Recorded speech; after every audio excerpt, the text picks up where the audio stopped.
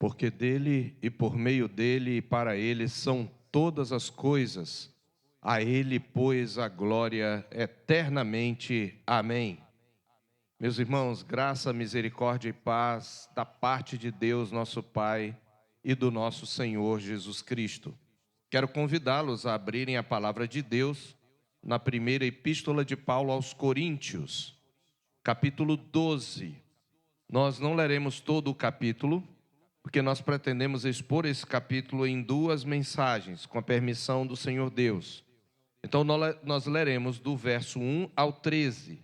E nesta noite eu quero falar, com a graça de Deus, sobre a Trindade Santa como fonte suprema da unidade e da edificação da igreja. A Trindade Santa como fonte suprema da unidade e da edificação da igreja. Diz assim a palavra de Deus, lembrando, ou melhor, informando aqueles que nos visitam, que nos domingos à noite nós temos pregado exatamente em 1 aos Coríntios. Nós estamos expondo esta epístola desde o seu início e com a graça de Deus iremos até o final. A Trindade Santa como fonte suprema da unidade e da edificação da igreja. Diz assim a palavra do Senhor. A respeito dos dons espirituais, não quero, irmãos, que sejais ignorantes.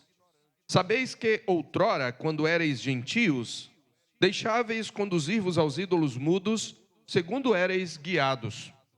Por isso vos faço compreender que ninguém que fala pelo Espírito de Deus afirma, anátema Jesus. Por outro lado, ninguém pode dizer Senhor Jesus, senão pelo Espírito Santo. Ora, os dons são diversos, mas o Espírito é o mesmo. E também há diversidade nos serviços, mas o Senhor é o mesmo. E há diversidade nas realizações, mas o mesmo Deus é quem opera tudo em todos. A manifestação do Espírito é concedida a cada um visando a um fim proveitoso. Porque a um é dada, mediante o Espírito, a palavra da sabedoria, e a outro, segundo o mesmo Espírito, a palavra do conhecimento, a outro, no mesmo Espírito, a fé, e a outro, no mesmo Espírito, dons de curar, a outro, operações de milagres, a outro, profecia, a outro, discernimento de espíritos, a um, variedade de línguas, e a outro, capacidade para interpretá-las. Mas um só e o mesmo Espírito realiza todas estas coisas, distribuindo-as como lhe apraz, a cada um individualmente. Porque assim como o corpo é um, e tem muitos membros, e todos os membros, sendo muitos, constituem um só corpo, assim também com respeito a Cristo. Pois em um só Espírito, todos nós fomos batizados em um corpo, quer judeus, quer gregos, quer escravos, quer livres, e a todos nós foi dado beber de um só Espírito. Eu convido a igreja a ler comigo o verso 13. Pois em um só Espírito, todos nós fomos batizados em um corpo, quer judeus, quer gregos, quer escravos, quer livres. E a todos nós foi dado beber de um só Espírito. Amém. Meus irmãos, ao chegarmos ao capítulo 12 de 1 aos Coríntios, nós iniciamos uma nova sessão desta epístola.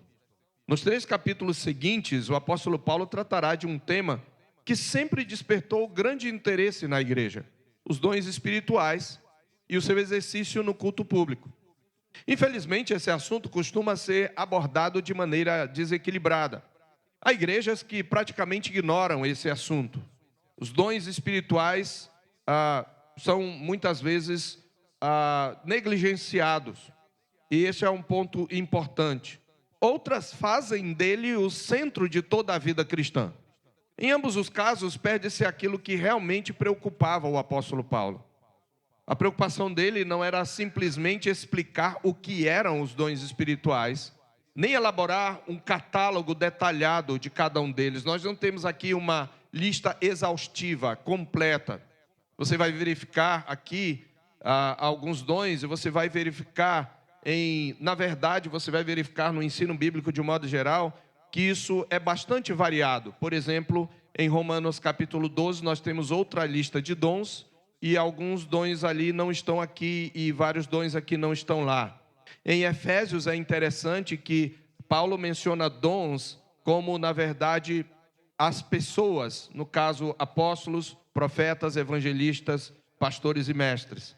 Em 1 de Pedro 4, verso 10 e verso 11, Pedro fala de dom apenas dividindo-os em duas classes, os dons da fala e os dons da ação. Se alguém fala, fale segundo os oráculos de Deus. Se alguém serve, sirva na força que Deus supre. A preocupação de Paulo, portanto, é muito mais profunda.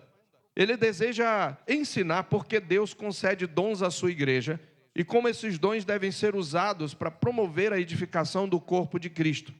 E essa preocupação de Paulo surge de uma situação que nós diríamos paradoxal, né? É uma aparente contradição. Qual é a aparente contradição? De um lado, a igreja de Corinto era, sem dúvida, uma igreja extraordinariamente rica em dons espirituais. Logo no início da epístola, lá no capítulo 1, Paulo agradece a Deus porque os coríntios haviam sido enriquecidos em toda a palavra e em todo o conhecimento. E afirma que eles não careciam de nenhum dom enquanto aguardavam a revelação do Senhor Jesus Cristo. Entretanto, aí vem o outro lado do paradoxo. A mesma igreja que abundava em dons, que tinha uma certa efervescência espiritual, abundava também em problemas. Talvez nenhuma igreja tinha uma manifestação tão pujante do sobrenatural como a igreja de Corinto. Mas nenhuma igreja era tão marcada por divisões, tolerância ao pecado, imaturidade espiritual. Nós já vimos até aqui, não é? Litígio entre irmãos, confusão doutrinária e agora aqui desordem no culto. Gente que se embriagava na hora da ceia. Então, ao longo desta série, nós já vimos praticamente todos esses problemas tratados por Paulo. Isso nos conduz a uma importante conclusão, já no início dessa mensagem. Preste atenção, uma igreja pode possuir muitos dons e ainda assim apresentar pouca maturidade espiritual. Ela pode ser rica em pessoas com habilidades distintas, dadas pelo Espírito Santo, mas ainda assim ser uma igreja carnal, imatura. Esse é um princípio que permanece extremamente atual. A presença, portanto, de manifestações extraordinárias, sobrenaturais, nunca foi, por si só, um sinal seguro da verdadeira espiritualidade. Isso é muito importante. Porque nós ficamos discutindo muitas vezes até que ponto que dons são atuais. Se os dons considerados extraordinários ou sobrenaturais, eles são atuais ou não. Eu, obviamente, pertenço à tradição cessacionista e não pretendo fazer desse sermão uma apologia. Isso é para outra situação. Mas o ponto aqui não é este. É que esse texto foi escrito para mostrar que mesmo num período quando os dons que nós chamamos de revelacionais, que eram dons típicos daquele momento em que a Escritura ainda estava sendo completada, mesmo nessa época, o caráter extraordinário de manifestações espirituais não significava uma espiritualidade madura. De modo que a genuína espiritualidade não se mede pela quantidade de dons que uma igreja possui, nem pelo grau, se é que podemos dizer, de sobrenaturalidade de suas experiências. E eu não estou entrando aqui no mérito dessa questão de manifestação sobrenatural, mas o ponto aqui é esse: a genuína espiritualidade não se mede pela quantidade de dons que uma igreja possui, mas pela maneira como esses dons são empregados para glorificar a Cristo e edificar o povo de Deus. Essa é, aliás, uma das grandes sessões das grandes lições desta sessão da epístola. É por isso que Paulo inicia o capítulo 12, conduzindo os nossos olhos para uma realidade muito maior do que os próprios dons. Antes de falar sobre as diversas capacitações concedidas aos crentes, o que ele faz de maneira muito rápida, sem explicar muito o que significam essas expressões que ele usa, mas antes de fazer isso, antes de falar das diversas capacitações concedidas aos crentes, ele nos leva à fonte de todas elas, que a maioria dos crentes, e eu diria até a maioria dos pregadores, na verdade, não percebe. Qual é a fonte de todas essas capacitações dadas pelo Espírito? A Trindade Santíssima. O maior recurso da igreja, meus irmãos, portanto, não são os dons que ela recebe de Deus, mas é o próprio Deus que habita nela e que por meio do seu Espírito Santo distribui soberanamente esses dons para o bem comum. É essa verdade que examinaremos nesta noite com a permissão do Senhor Deus. Então, contextualizando aqui, depois de tratar das questões relacionadas ao culto público no capítulo 11, especialmente da ordem na participação da ceia do Senhor, Paulo passa agora a abordar outro aspecto igualmente importante da adoração cristã: o exercício dos dons espirituais na vida e no culto da igreja. Esse assunto ocupará 3 capítulos na epístola, o capítulo 12, o 13 e o 14, formando uma unidade de pensamento. Embora cada capítulo possua sua própria ênfase, eles desenvolvem, basicamente, nós veremos, com a graça de Deus, agora e nos próximos domingos, que eles desenvolvem o mesmo argumento. No capítulo 12, fazendo uma visão panorâmica aqui, no capítulo 12, Paulo demonstra que todos os dons procedem da Trindade Santa e foram concedidos para a edificação do corpo de Cristo. No capítulo 13, ele vai mostrar que o amor é o caminho indispensável para o exercício desses dons. E finalmente, no capítulo 14, Paulo aplicará esses princípios à organização do culto público, trazendo uma espécie de princípio regulador e ensinando que tudo deve ser feito com ordem e visando sempre a edificação da igreja. Então, o nosso texto apresenta um desenvolvimento muito bem definido. Dos versos 1 a 13, Paulo estabelece o que nós podemos chamar de fundamento teológico de toda a sua argumentação. Antes de falar sobre o relacionamento entre os membros da igreja, ele dirige nossa atenção ao Deus triuno, mostrando que a diversidade dos dons procede da unidade perfeita entre Pai, Filho e Espírito Santo, e que todos os crentes foram unidos em um só corpo pelo mesmo Espírito.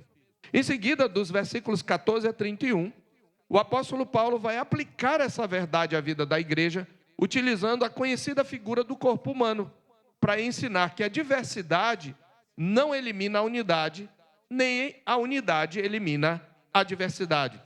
Pelo contrário, ambas se complementam para promover a edificação do povo de Deus. Nesta noite, com a graça do Senhor Deus, nós nos concentraremos apenas na primeira parte desse capítulo que nós lemos, versículos 1 a 13. Onde Paulo nos ensina que a Trindade Santa é a fonte suprema da unidade e da edificação da igreja. Antes, porém, de apresentar a Trindade como a fonte dos dons espirituais, Paulo trata de uma questão ainda mais fundamental. E ele começa mostrando algo que precisava de correção. A igreja de Corinto precisava corrigir sua compreensão do que é verdadeiramente ser espiritual. E eu já falei isso na minha contextualização, mas eu preciso enfatizar. Aqueles irmãos estavam fascinados com as manifestações extraordinárias dos dons, e eles haviam passado a medir a sua espiritualidade pelas experiências religiosas que cada um afirmava possuir. Por isso, nesse encantamento, surgiu uma disputa, que vai ficar mais clara no capítulo 14. Uma disputa entre 2 dons extraordinários, 2 tipos de dons extraordinários, que eram o de profecia e o dom de línguas. Profecia aqui trata-se do que os estudiosos chamam de profecias estáticas. Estática vem da palavra êxtase, estática com X. A ideia é essa: sobrevinha um êxtase pela manifestação do Espírito sobre um determinado irmão ou irmã que se levantava e proferia palavras em nome do Senhor. Alguns estudiosos entendem que muitas dessas profecias eram interpretações sobrenaturais de passagens bíblicas sendo essas interpretações cristológicas de passagens do Velho Testamento. Essa manifestação sobrenatural, ela demonstrava a autoridade das Escrituras. E particularmente foi importante para afirmar a autoridade também das Escrituras apostólicas. E ela ocorria de maneira espontânea. Mas desde o princípio os apóstolos sempre disseram que não bastava alguém levantar-se e parecer estar sob o poder do Espírito para que sua palavra fosse aceita. O próprio apóstolo João, no capítulo 4 da sua primeira epístola, vai dizer: não deis crédito a qualquer espírito. E a palavra espírito é um termo técnico para se referir exatamente a esse espírito da profecia que vem numa manifestação sobrenatural do Espírito. E que era algo típico do primeiro século, quando a Escritura ainda não estava completada. Ele diz: não deis crédito a qualquer espírito, antes provai os espíritos, se procedem de Deus. E ele dá uma prova doutrinária: todo espírito que não confessa Jesus vindo em carne, esse não é espírito de Deus, mas é o espírito de anticristo. Aliás, isso não era teste para saber se a pessoa tem demônio, tá? Isso era teste para saber se alguém que se levantava na igreja falando em nome do Senhor, de fato, a sua palavra vinha do Senhor. E o teste era doutrinário. E Paulo vai dizer no capítulo 14, em se tratando de profetas, um fale e os outros julguem. Paulo em 1 Tessalonicenses também diz: não apagueis o espírito, não desprezeis profecias, julgai todas as coisas, retende o que é bom e abstende-vos de toda forma de mal. A Bíblia o tempo todo nos ensina a julgar aquilo que está pretensamente sendo falado em nome de Deus. Isso aqui é muito importante para nós entendermos. Mas havia uma disputa entre os que tinham a profecia e a língua, porque as línguas, havendo interpretação, se tornavam revelacionais. Por isso, antes de falar sobre a origem e a finalidade dos dons, Paulo estabelece o critério pelo qual toda a espiritualidade deve ser julgada. Então eu quero dividir essa exposição em 3 pontos que podemos dizer em forma de princípios. Pelo menos o primeiro e o segundo deles são em forma de princípios. Na verdade, os 3 são princípios. Primeiro ponto, o primeiro princípio que aprendemos nos versos 1 a 3 é que a verdadeira espiritualidade glorifica a Cristo. O segundo princípio que aprenderemos com a graça de Deus, com base nos versos 4 a 11, é que a Trindade Santa é a fonte suprema da unidade e da edificação da igreja. Esse ponto é o título da nossa mensagem. E o terceiro e último ponto é o que fala que o Espírito Santo incorpora soberanamente todos os crentes em um só corpo, versos 12 e 13. Eu vou falar cada título de cada divisão em cada momento. Então, o primeiro ponto que nós aqui trazemos, Paulo mostra aqui, isso é importante: a verdadeira espiritualidade glorifica a Cristo. Irmãos, isso é tão básico, não é? Mas isso é muito esquecido, especialmente em igrejas que enfatizam experiências místicas e sobrenaturais. Há uma super ênfase, por exemplo, e veja, eu quero que você me entenda: as 3 pessoas da Trindade são um só Deus, elas são iguais em glória, em honra e em majestade. Mas na obra redentora elas têm funções específicas. Há operações que são chamadas operações divinas inseparáveis, que nós podemos atribuir a todas as pessoas da Trindade. Mas há operações específicas. E um ponto importante aqui é que Paulo vai mostrar que a função do Espírito não é chamar a atenção para si mesmo. O Espírito é glorificado quando ele glorifica a Cristo.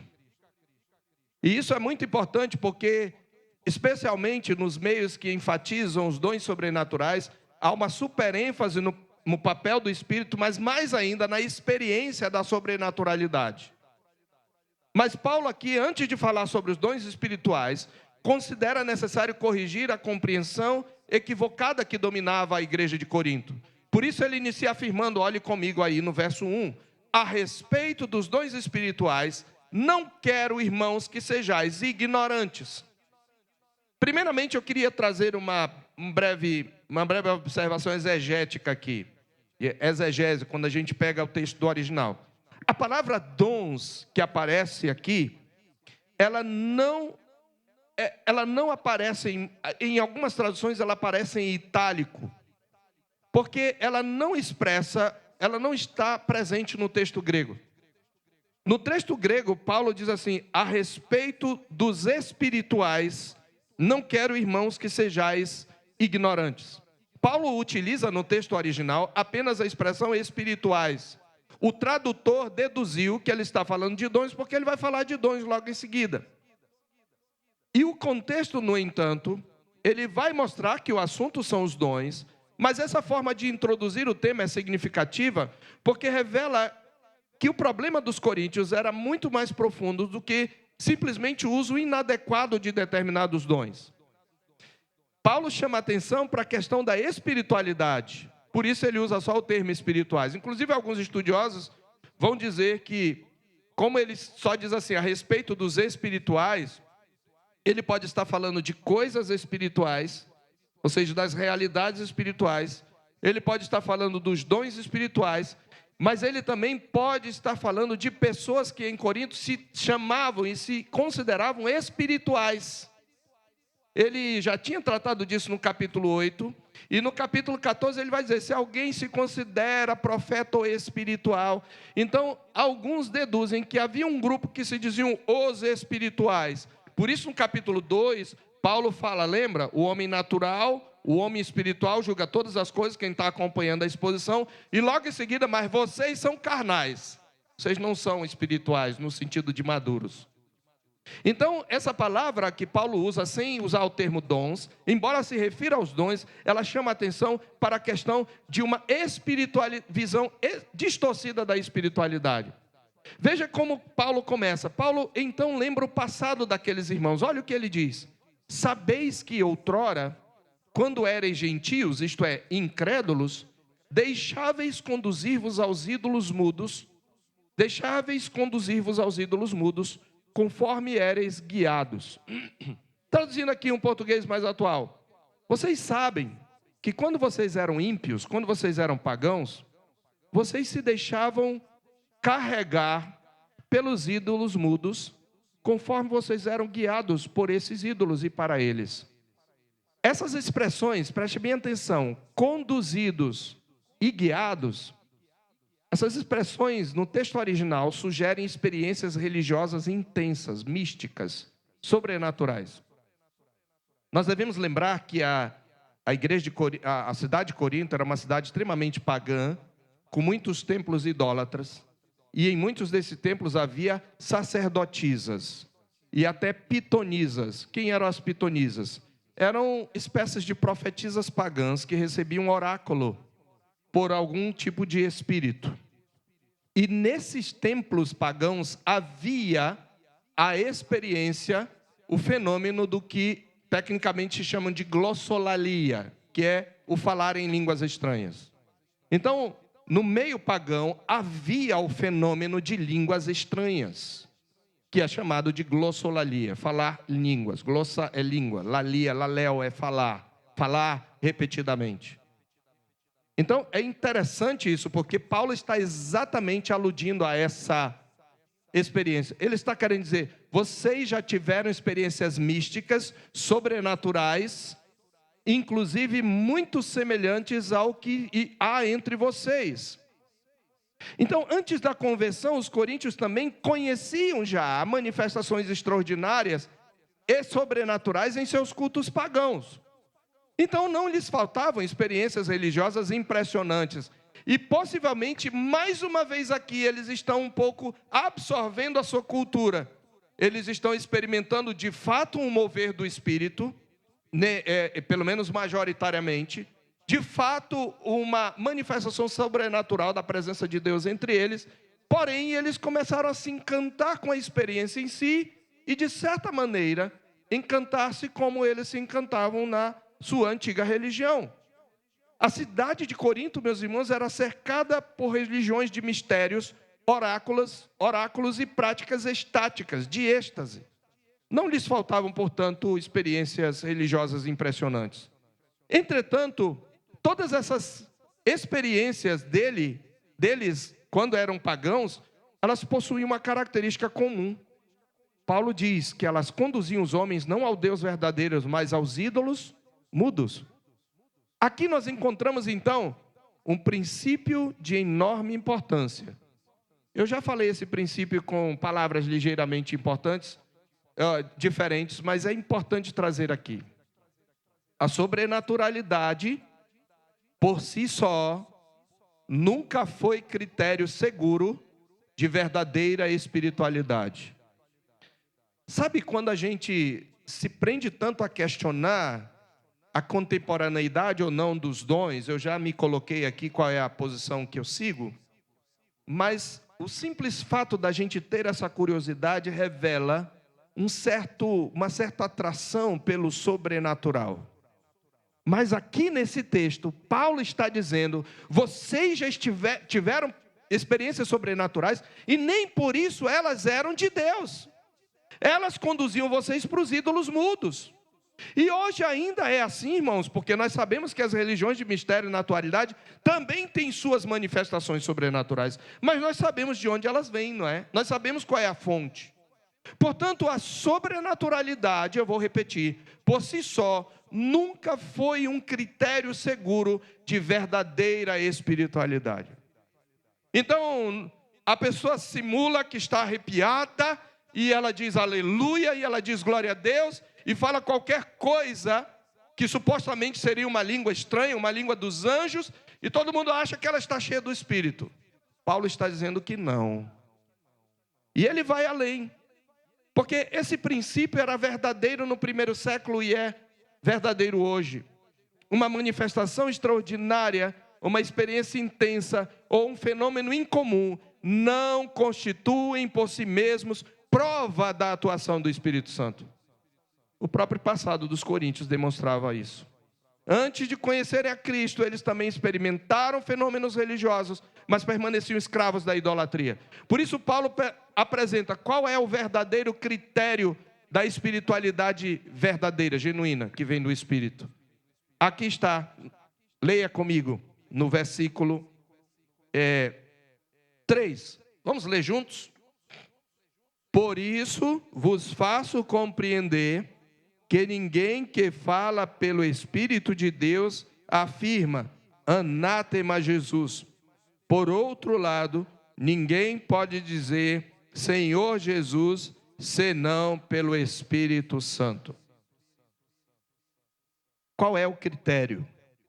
Veja, antes de tudo, o apóstolo não está a afirmar que basta pronunciar essas palavras, Senhor Jesus. Até os hipócritas podem fazê-lo. O sentido é outro. Somente o Espírito Santo, ele está dizendo, conduz o pecador a reconhecer de coração e de vida o senhorio de Jesus Cristo. Então a ênfase não é na experiência, a ênfase é em quem é proclamado naquele momento da experiência.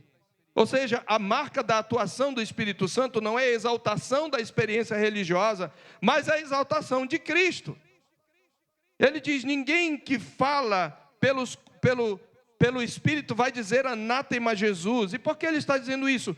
Porque se alguém naquele período falava em línguas e não tinha que interpretasse, eu não sei o que ele está falando. Será que ele está glorificando a Cristo? Ou será que é um espírito maligno simulando o Espírito Santo? Isso poderia acontecer, porque Paulo diz lá em João diz lá na sua primeira epístola, que eu já citei, capítulo 4, que o espírito do anticristo poderia se levantar na igreja. Paulo em 1 Timóteo, capítulo 3, ele vai falar, ou no capítulo 4, de pessoas que se levantam seguindo espíritos de demônios, conduzidos por espíritos de demônios, e eles não vão se arrastando como cobra não, eram pregadores. Ele fala, nos últimos dias, alguns apostatarão da fé, por obedecerem a espíritos enganadores e a ensinos de demônios. Irmãos, uma pessoa endemoniada não necessariamente vai rilhar os dentes. Como disse o reverendo Augusto Nicodemos, quando Satanás entrou em Judas, ele não caiu e não ficou gemendo, nem espumando. Ele simplesmente saiu e foi atrás de Jesus, de maneira sóbria. Então o apóstolo Paulo está a dizer, olha, quem está recebendo a glória por isso que está acontecendo na igreja? Quem está recebendo a ênfase? Quem está sendo proclamado? para onde a atenção do povo está sendo dirigida? Para o milagre, o suposto milagre do grande homem de Deus? Para a sobrenaturalidade, para a experiência? Ou para Cristo, o nosso bendito pastor, a quem deve ser a glória? É o que Paulo está a dizer. Então, os ídolos recebem a glória produzida sempre pela falsa religião. Mas Cristo é o único que recebe glória produzida pelo Espírito Santo. E essa observação possui enorme importância para toda a sequência do capítulo. Porque se os dons procedem do Espírito, então jamais poderão ser utilizados para promover a vaidade humana, para promover a competição ou a exaltação pessoal. Todo dom autêntico aponta para Cristo, glorifica a Cristo e serve ao povo de Cristo. O próprio Jesus, quando anuncia o Consolador, ele fala lá em João, nos capítulos 14 e 16.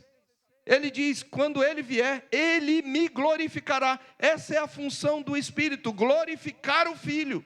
Levar-nos a nos converter e proclamar o nome do Filho. É exatamente por isso que Paulo começa corrigindo o conceito de espiritualidade antes de ensinar sobre os dons espirituais. Então a igreja precisava compreender que a pergunta fundamental não era que dons eu possuo, mas minha vida e meu serviço estão exaltando a quem? A mim, ao dom ou a Cristo? Somente depois de estabelecer esse fundamento é que Paulo passa a mostrar de onde procedem todos os dons espirituais.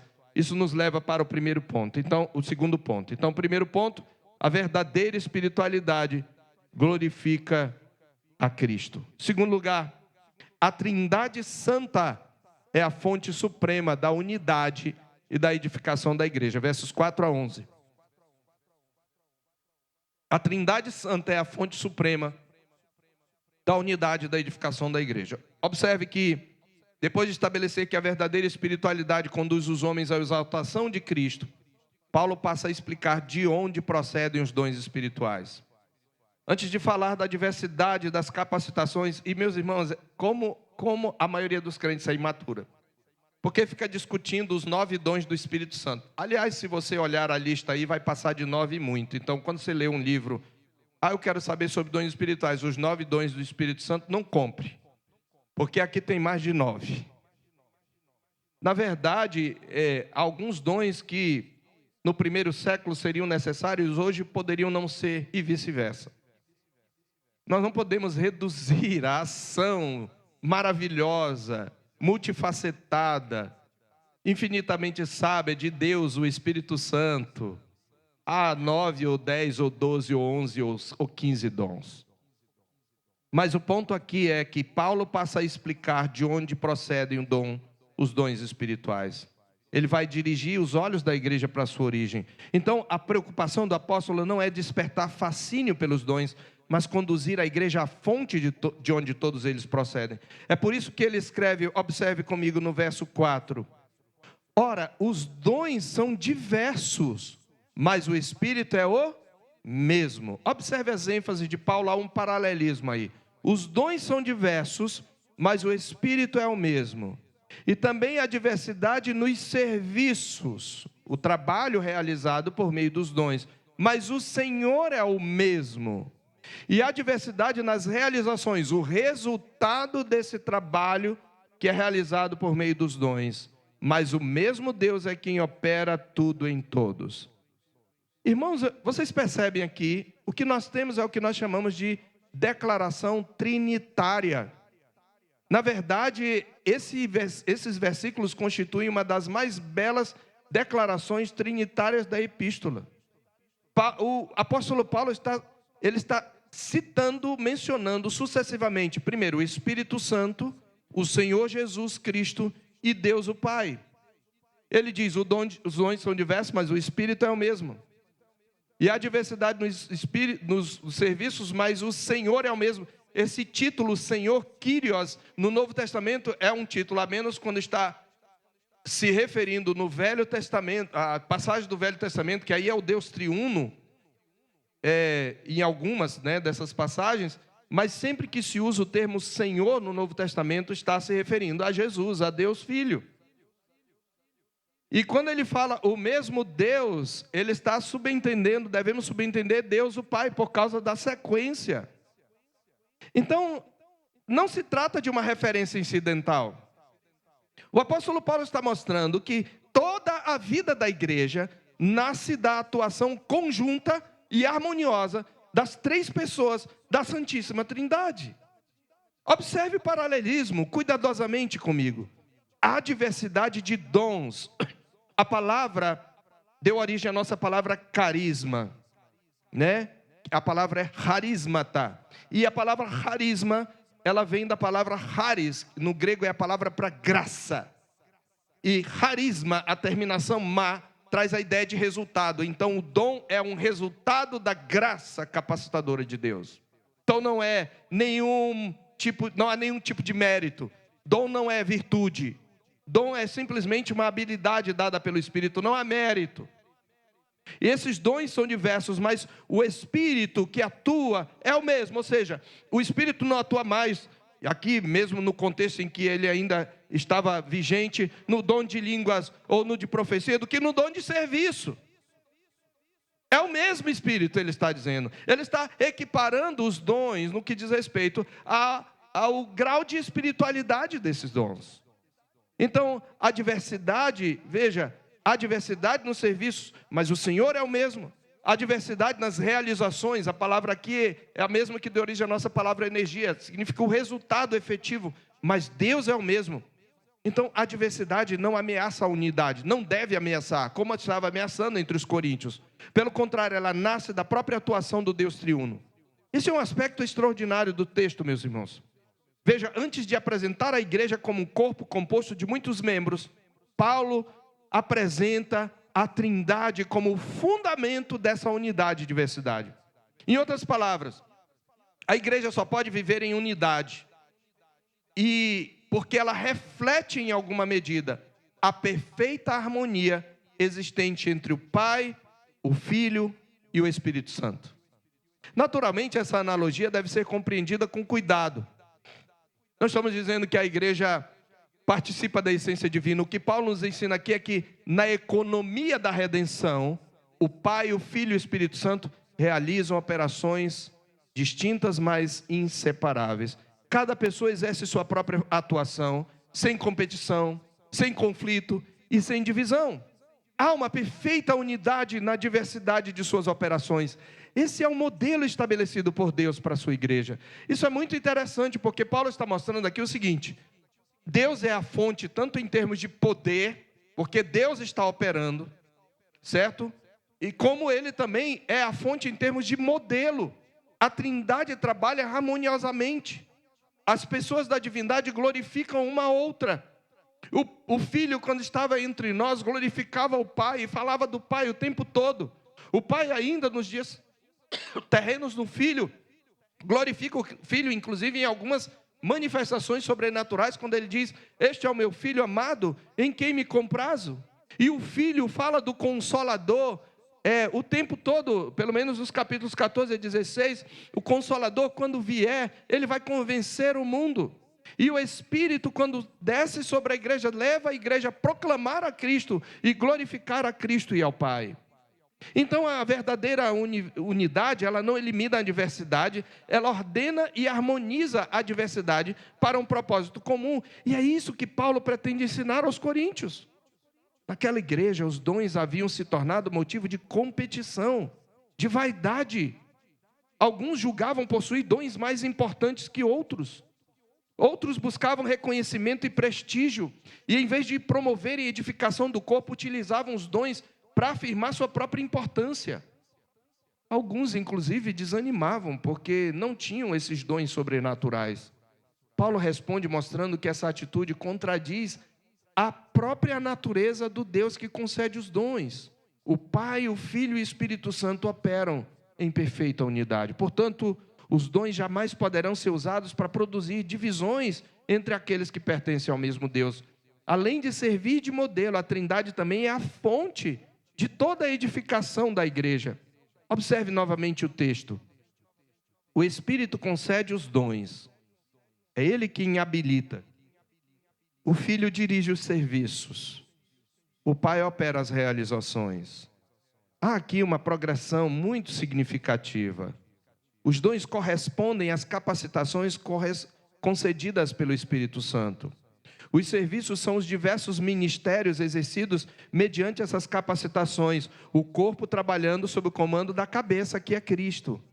As realizações são os resultados produzidos por Deus através desses ministérios. Nada disso procede do homem. O dom é concedido por Deus. O ministério pertence ao Senhor. O fruto é produzido pelo Pai. Toda a edificação da igreja é obra do Deus triuno. É por isso que nenhuma capacidade deve produzir orgulho. Também nenhuma limitação deve produzir desânimo. O mesmo Deus que concede diferentes capacitações é aquele que dirige os diferentes ministérios e produz diferentes resultados, segundo a sua perfeita sabedoria.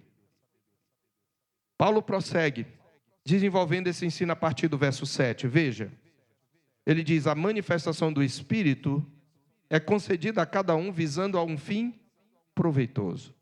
Proveitoso para quem? Para toda a igreja.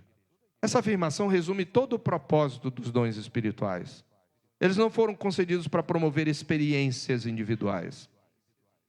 Aliás, um dos argumentos daqueles que defendem a contemporaneidade do dom de línguas é essa. Mas se não tiver interpretação, a pessoa está edificando a si mesma. Irmãos, esse é um princípio totalmente antibíblico. Porque, na verdade, a única expressão edificação de si mesma, ela é usada em referência ao corpo todo, lá em Efésios capítulo 4. Paulo vai mostrar aqui que eu devo sempre visar, com o uso dos dons, a edificação do outro. Se o outro não é edificado, meu dom está sendo inútil. Então é isso que Paulo vai mostrar. Os dons não foram concedidos para distinguir uma elite espiritual. Não foram concedidos para exaltar determinadas pessoas. E toda manifestação do Espírito possui um único propósito: o bem comum, a edificação da igreja e, finalmente, a glória de Cristo. Por essa razão, Paulo apresenta diversos exemplos de dons. Alguns eram extraordinários e próprios do período apostólico.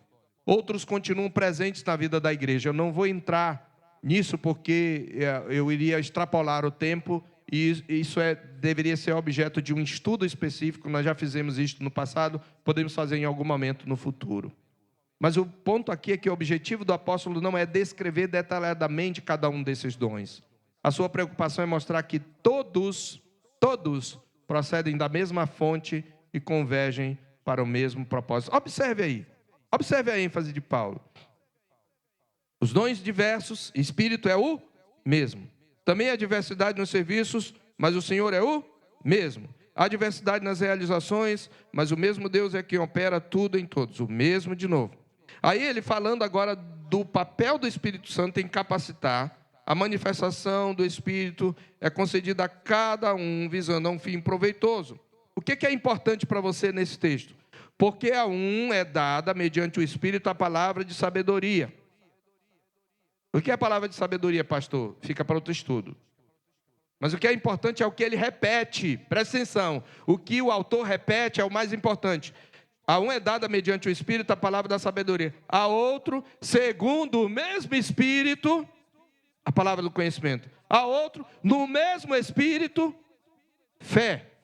A outro, no mesmo Espírito, dons de curar.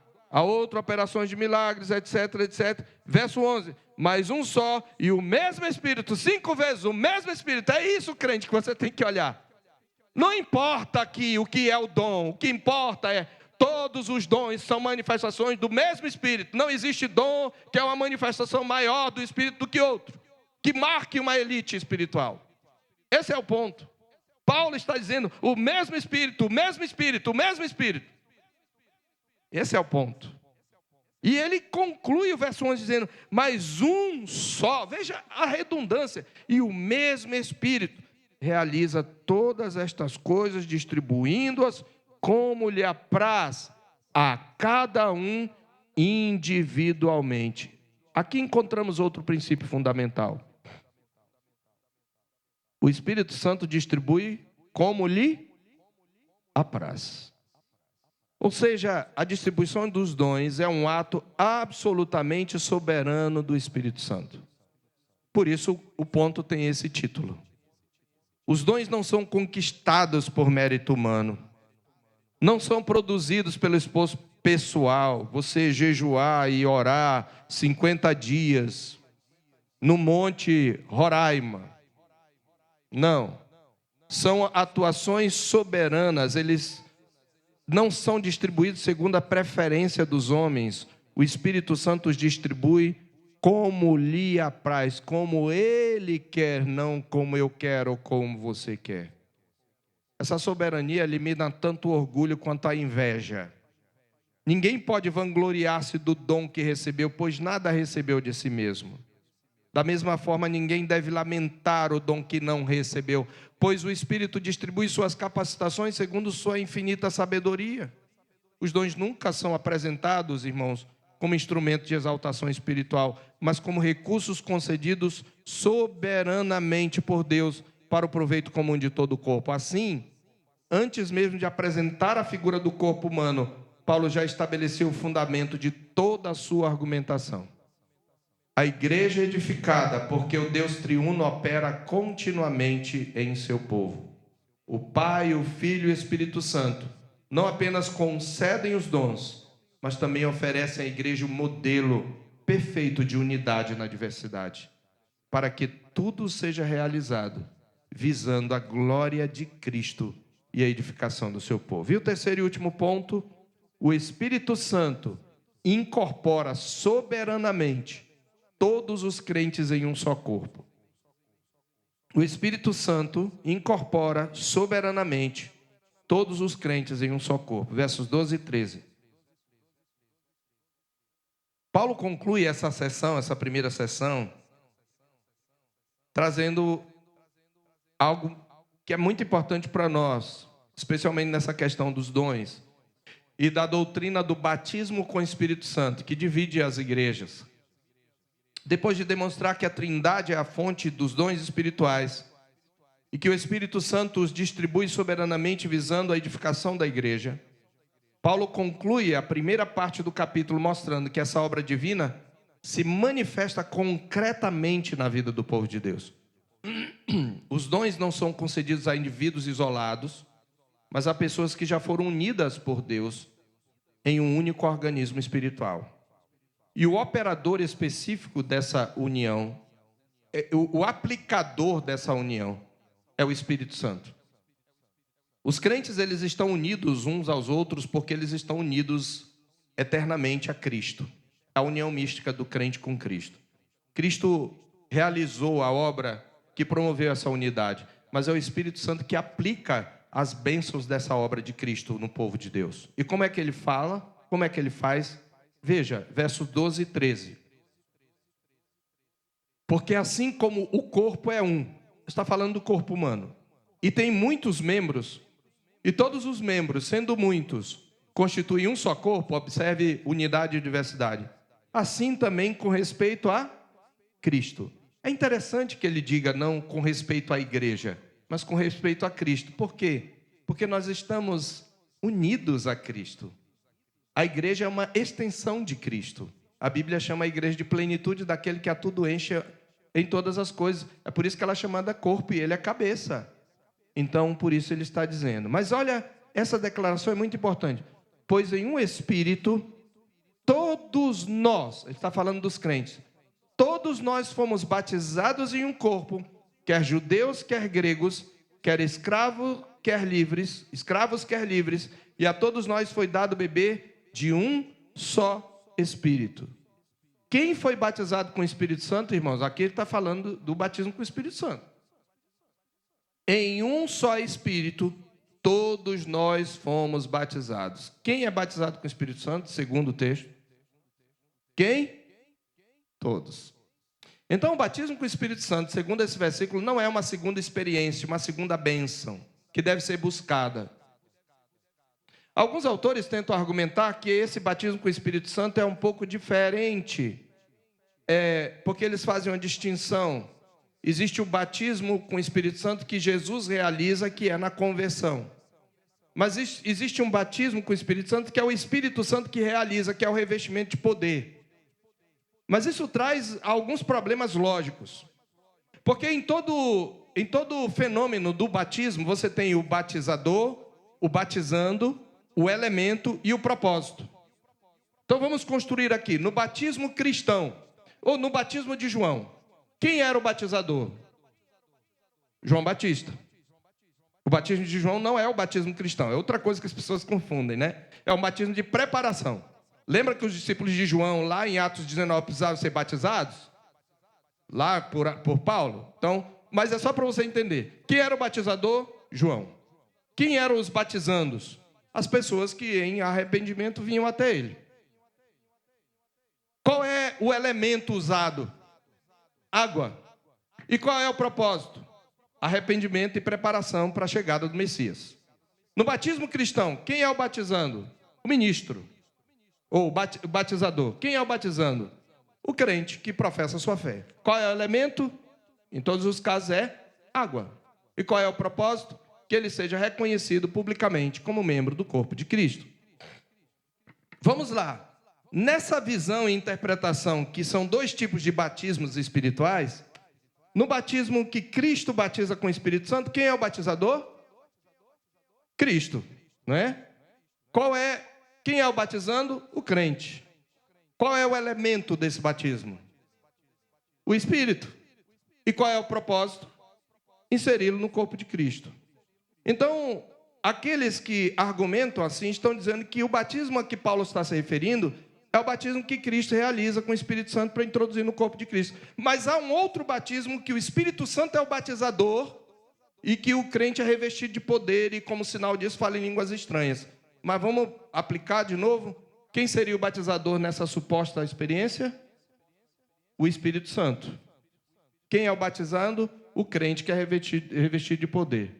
Qual é o propósito de ser revestido de poder? Mas qual é o elemento do batismo? Se o Espírito Santo é o batizador, qual é o elemento? Não tem. Você vai dizer que é Cristo? Cristo não é derramado nesse sentido na Bíblia. Irmão, só tem um batismo com o Espírito Santo. E esse batismo é o mesmo selo que ocorre na conversão, onde o crente é revestido do Espírito. Ele pode ter experiências de plenitude do Espírito, ele pode ter uma capacitação especial para uma missão especial, mas isso é plenitude. Paulo está dizendo, nesse texto, que é um ensino claro, que é um ensino didático, direto, proposicional, que em um só Espírito, todos nós, todos os crentes, fomos batizados com o Espírito Santo. Então é importante observar que Paulo está dizendo, o batismo do Espírito Santo é uma experiência de todos os crentes, e não um revestimento especial de poder a alguns privilegiados. E é importante observar que Paulo ainda não começa a desenvolver a metáfora do corpo. Isso acontecerá a partir do versículo 14. Aqui sua preocupação é outra. Ele deseja explicar por que existe um corpo. Antes de mostrar como os membros devem se relacionar entre si, ele demonstra como todos eles passaram a pertencer ao mesmo corpo. Em outras palavras, antes da responsabilidade humana, Paulo apresenta a obra soberana de Deus. Por isso ele afirma que todos nós fomos batizados em um espírito, em um corpo. Ao contrário do que frequentemente se afirma em nossos dias, Paulo não descreve aqui uma experiência reservada a alguns cristãos, nem uma segunda bênção recebida depois da conversão. O próprio texto exclui essa possibilidade. A ênfase de Paulo é: todos têm o mesmo Espírito, os dons vêm do mesmo Espírito, o mesmo Deus opera. Essa é a ênfase, todos nós, não alguns, não os mais espirituais, não aqueles que receberam determinado dom, não aqueles que passaram mais tempo jejuando. Todos os crentes, indistintamente, foram batizados pelo Espírito Santo e incorporados ao corpo de Cristo. O batismo com o Espírito Santo, portanto, não é uma experiência que divide os cristãos em categorias diferentes. Pelo contrário, é precisamente o batismo com o Espírito Santo que elimina toda distinção espiritual entre eles. É a obra mediante a qual o Espírito une o pecador a Cristo e, ao mesmo tempo, une a todos aqueles que pertencem a Cristo. A diversidade dos dons não cria diferentes níveis de espiritualidade, porque todos participam igualmente dessa mesma obra do Espírito Santo. E como isso é precioso, meus irmãos. Paulo está usando aqui a doutrina do batismo com o Espírito Santo para dizer que todos somos iguais perante Deus. Não existe uma elite especial no meio do povo de Deus. Essa verdade é reforçada pela própria construção do versículo. Veja, Paulo acrescenta: quer judeus, quer gregos, quer escravos, quer livres. Você lembra que essas são algumas das maiores divisões do primeiro século, não é? Na sociedade do primeiro século. Judeus e gentios encontravam-se separados por profundas diferenças religiosas e culturais. Escravos e livres ocupavam posições sociais completamente distintas na sociedade. Entretanto, todas essas barreiras foram vencidas pela atuação soberana do Espírito Santo. A igreja não é formada pela afinidade natural entre seus membros, mas pela união sobrenatural realizada pelo Espírito Santo. Irmãos, essa unidade que nós temos entre nós como igreja, ela é sobrenatural.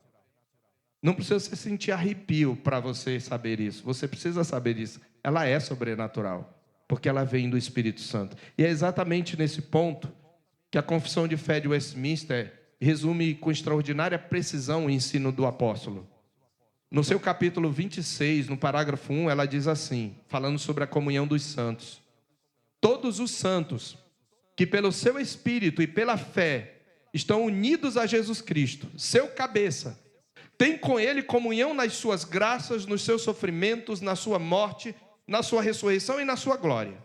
E estão unidos uns aos outros no amor, participam dos mesmos dons e graças, e estão obrigados ao cumprimento dos deveres públicos e particulares que contribuem para o seu mútuo proveito, tanto no homem interior como no exterior.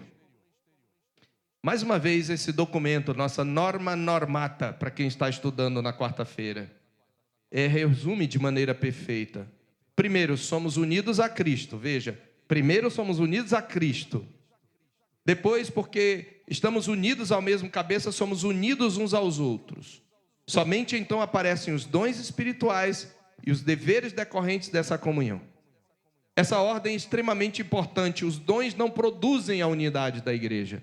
Eles pressupõem essa unidade. Antes de que qualquer dom fosse distribuído, Deus já havia unido todos os seus filhos em Cristo pelo Espírito Santo. Então, meu irmão, agora é para a terceira igreja aqui, você que é presbiteriano. Se algum irmão de outra tradição lhe perguntar: você é batizado com o Espírito Santo? Não se acabrunhe, não se envergonhe. Diga sim. Se a pessoa perguntar: você tem tal dom, você tem um dom de línguas? Não. Ah, mas como pode? Abra em 1 Coríntios 12 e evangelize o irmão. Pregue o genuíno evangelho e diga: olha, porque está escrito, todos nós fomos batizados. Eu sou batizado com o Espírito Santo. Eu sou batizado com o Espírito Santo. Não por minha causa, mas porque o Espírito me regenerou. O Espírito trouxe a chamada vocação eficaz. Um dia eu não pude resistir, porque o Deus poderoso veio sobre mim e mudou o meu coração, me dando um coração de carne no lugar do coração de pedra. Por isso eu sou batizado com o Espírito Santo. Não vem de mim, vem dele. Diga isso com todas as letras.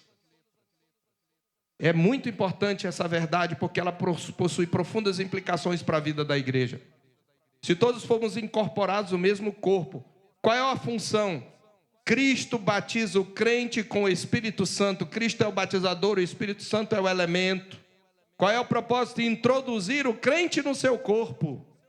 Unir o crente a si e unir os crentes uns aos outros. Aqui está a perfeita configuração do batismo com o Espírito Santo. De modo que a comunhão dos santos não é uma opção, é uma consequência necessária da união com Cristo. Da mesma maneira que os dons jamais poderão ser utilizados como instrumentos de exaltação espiritual ou de competição, todos eles foram concedidos a membros de um mesmo corpo para o benefício desse mesmo corpo. Além disso, a expressão "a todos nós foi dado beber", observe, de um só Espírito, reforça ainda mais essa unidade, porque a figura muda do batismo para a bebida, mas a realidade permanece a mesma. O Espírito Santo não apenas nos introduziu no corpo de Cristo, ele continua sendo a fonte da vida espiritual que sustenta esse corpo. Agora você que está nos visitando, que talvez tenha ouvido: ah, mas a igreja presbiteriana não acredita no Espírito Santo. Agora você ouviu e pode responder se a gente acredita ou não, porque foi o nome que a gente mais pronunciou aqui. Percebam então, meus irmãos, que a vida, a progressão cuidadosamente construída por Paulo nesta primeira parte, enfatiza exatamente o propósito dos dons. Versículos 1 a 3, ele ensinou que a verdadeira espiritualidade glorifica a Cristo. Versos 4 a 11, demonstram que a Trindade Santa é a fonte suprema da unidade e diversidade da igreja, distribuindo soberanamente os dons para o bem comum. Agora, nos versos 12 e 13, ele conclui mostrando que o nosso Deus, o Espírito Santo, incorpora soberanamente todos os crentes em um só corpo. Somente depois de estabelecer esse sólido fundamento teológico, é que o apóstolo vai passar a tratar das implicações práticas dessa unidade, desenvolvendo a metáfora do corpo humano, tema que examinaremos com a graça de Deus na próxima exposição. Mas eu quero concluir, irmãos. Ao concluirmos essa primeira parte de 1 Coríntios 12, nós percebemos que Paulo nos conduz por um caminho surpreendente. Ele nos leva à fonte da edificação da igreja, o Deus triuno, antes de tratar da responsabilidade. Isso nos traz algumas implicações muito importantes. Em primeiro lugar, nós aprendemos aqui, irmãos, que nós devemos cultivar uma espiritualidade verdadeiramente cristocêntrica. Eu vou repetir, eu estou aplicando. Devemos cultivar uma espiritualidade verdadeiramente cristocêntrica. Irmãos, o sinal por natureza de que o crente é cheio do Espírito é que Cristo é o centro da sua vida. Cristo é o que ocupa toda a sua vida como centro. O Espírito Santo jamais chama atenção para si mesmo, nem para aqueles a quem capacita. Toda a sua atuação conduz os homens a confessarem o senhorio de Cristo e a viverem para a sua glória. Portanto, a pergunta que fazemos deve ser: as pessoas me consideram espiritual? Não, não é essa. Cristo está sendo exaltado na minha vida? Quanto mais o Espírito Santo opera em nós, menos buscamos nossa própria exaltação e mais desejamos que Cristo seja conhecido, amado e obedecido. Em segundo lugar, esse texto nos ensina a servir com humildade e gratidão. Servir com humildade e gratidão, porque se os dons são distribuídos soberanamente pelo Espírito, não há lugar para orgulho, não há lugar para inveja. Quem recebeu determinado dom não pode vangloriar-se. Quem nada recebeu, porque nada recebeu de si mesmo. Da mesma forma que não recebeu determinada capacitação, e não existe crente sem dom, mas não recebeu aquilo que achava que deveria receber, não deve lamentar-se ou comparar-se aos outros. O Espírito Santo, em sua infinita sabedoria, concedeu a cada um exatamente aquilo que julgou necessário para a edificação da igreja. Então, nossa responsabilidade não é desejar o dom que Deus concedeu ao nosso irmão, mas sermos fiéis no exercício daquilo que Ele confiou a nós. Paulo vai dizer: procurai com zelo os melhores dons, mas na próxima mensagem nós vamos trazer o que ele quer dizer. Por fim, meus irmãos, esse texto nos ensina a valorizar profundamente a comunhão da igreja. O Espírito Santo nos incorporou em um só corpo. Isso significa que a vida cristã nunca foi planejada para ser vivida de maneira isolada.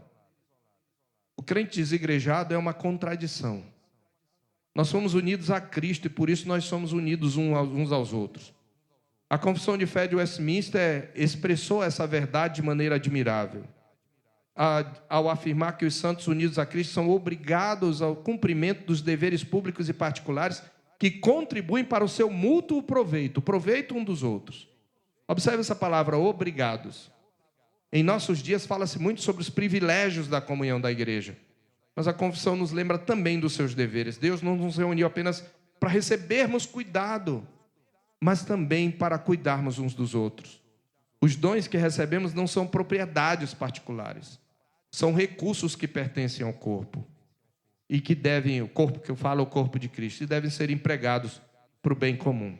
Entretanto, ao chegarmos ao final dessa mensagem, uma pergunta ainda permanece: se todos fomos unidos pelo mesmo Espírito, se todos pertencemos ao mesmo corpo e se todos recebemos dons da mesma fonte, por que surgem divisões e disputas e rivalidades dentro da igreja?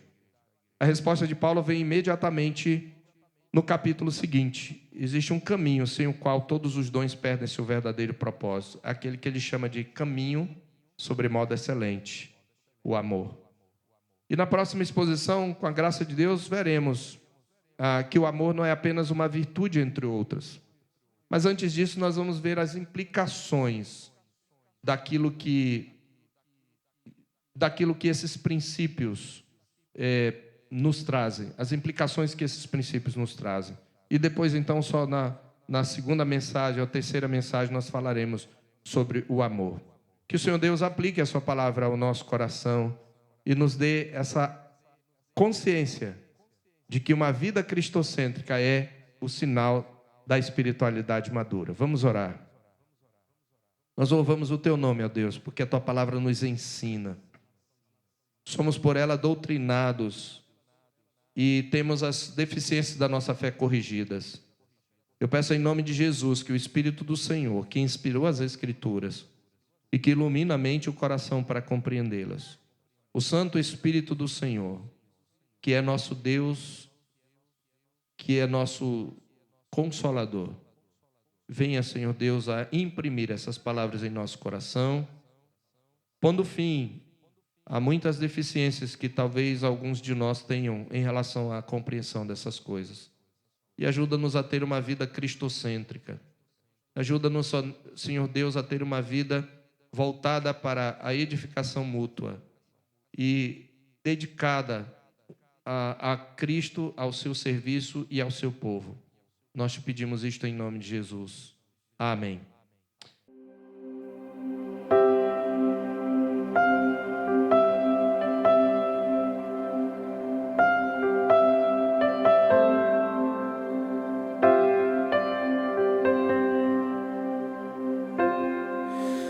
Tu és bem-vindo aqui.